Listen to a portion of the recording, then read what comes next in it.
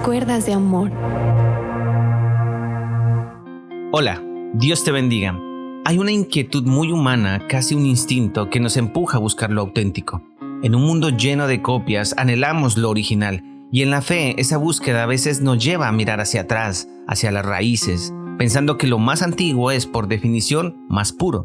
Sentimos que nuestra fe es demasiado simple, demasiado moderna, y empezamos a preguntarnos si nos falta algo, si tal vez para conectar de verdad con Dios necesitamos adoptar formas más antiguas, rituales con más historia, palabras con un eco más sagrado. Es una búsqueda sincera que nace de un buen lugar, pero ¿y si esa búsqueda nos estuviera llevando a un espejismo? Bienvenidos a Acuerdas de Amor, un espacio para desenredar las dudas del corazón con la verdad del Evangelio. Esta nostalgia por un supuesto pasado más puro no es nueva, ha llevado a muchos creyentes bien intencionados a adoptar prácticas del antiguo pacto, pensando que así su espiritualidad será más profunda. Vemos púlpitos adornados con banderas de Israel, oímos el sonido del shofar en congregaciones, observamos danzas y liturgias que imitan las del templo antiguo.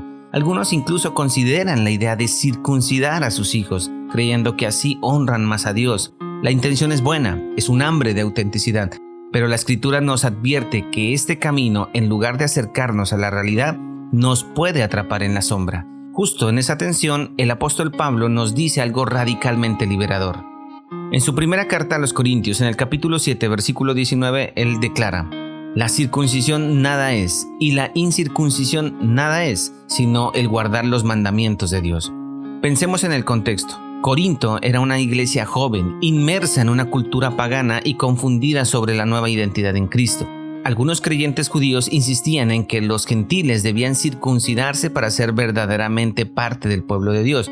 Para ellos, la circuncisión era la señal externa, el sello de pertenencia. Pero Pablo dinamita esa idea. Les dice que esa marca en la carne ya no significa nada. El verdadero marcador, la verdadera señal de la identidad, no es un ritual externo, sino una realidad interna. Guardar los mandamientos de Dios. ¿Y cuáles son esos mandamientos? Jesús lo resumió en amar a Dios y amar al prójimo. Es una obediencia que nace del corazón, no una que se talla en el cuerpo. Lo que Pablo está revelando es que Cristo mismo es el cumplimiento de todas esas señales. Él es la verdadera circuncisión, la que corta el pecado del corazón. Cada rito, cada festival, cada ley ceremonial del Antiguo Testamento era como una flecha apuntando hacia adelante en el tiempo.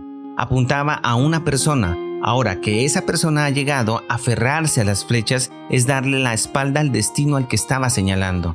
Regresar a los rudimentos, así como lo dice el apóstol, es como preferir el mapa al tesoro o la sombra a la sustancia. Y aquí es donde chocamos con nuestra cultura. Creemos que más es más ritual, más disciplina, más conocimiento de aspectos antiguos debe ser igual a más espiritualidad. ¿Realmente crees que Dios, el creador de cada lengua y dialecto del universo, inclina su oído con más atención a una oración en hebreo que al clamor sincero de tu corazón en tu propio idioma? El valor del lenguaje no está en su fonética, sino en la intención del corazón que lo habla. Dios no tiene un idioma sagrado, Él es el Padre que entiende el susurro del alma mucho antes de que se convierta en palabras. La obra de Cristo en la cruz demolió el muro que separaba a judíos y gentiles, creó una nueva ciudadanía, una nueva familia, no basada en la genealogía o en la sangre, sino en la fe en su sangre. Intentar reconstruir ese muro con rituales es, en esencia, dudar de la suficiencia de su sacrificio. Es decirle a Cristo: tu obra fue un buen comienzo, pero déjame añadir mis rituales para complementarla. No. Hoy vemos un fenómeno alarmante en algunas iglesias, un movimiento peligroso que intenta retroceder en la historia redentora. Esto es una trampa donde creyentes gentiles adoptan ritos del viejo pacto buscando alcanzar una espiritualidad supuestamente más pura, creyendo erróneamente que la fe se diluyó al alejarse de sus raíces.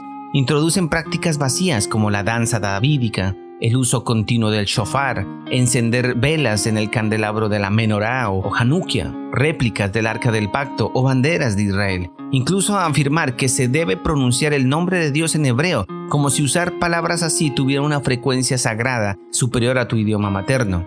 Quizás tú también has caído en esa trampa sutil. Tal vez has sentido que tu adoración no era suficiente si no usabas un nombre específico para Dios, o si no observabas ciertas fiestas del calendario judío, mirando con envidia a otros que parecían tener una conexión más auténtica por su parafernalia externa.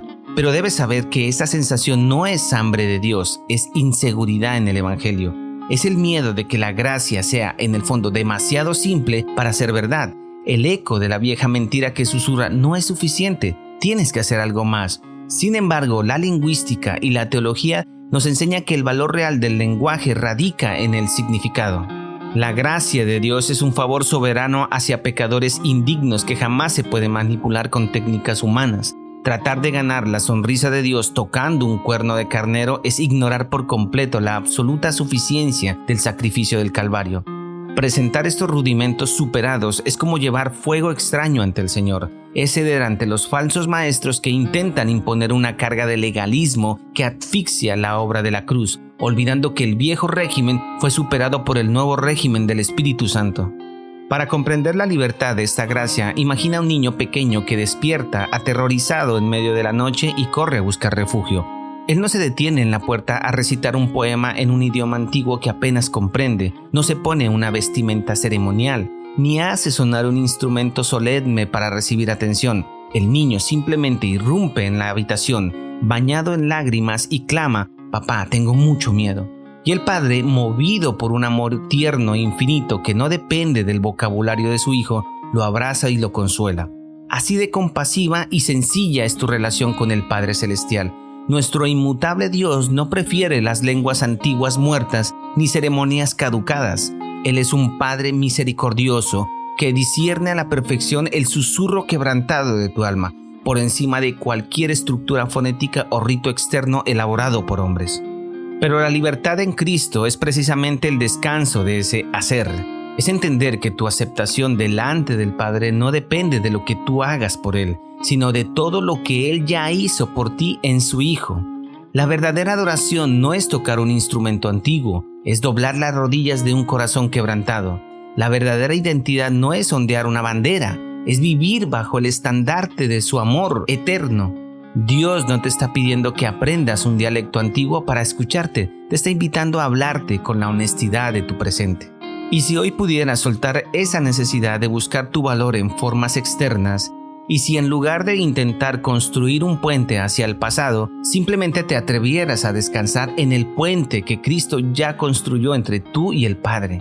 Él no te pide un ritual complicado, te pide tu corazón cansado y te promete que en Él ya eres completamente aceptado, completamente amado y completamente suyo. Bueno, gracias por escuchar este capítulo. Espero que lo puedas compartir. Que Dios te bendiga. Nos vemos en una próxima ocasión.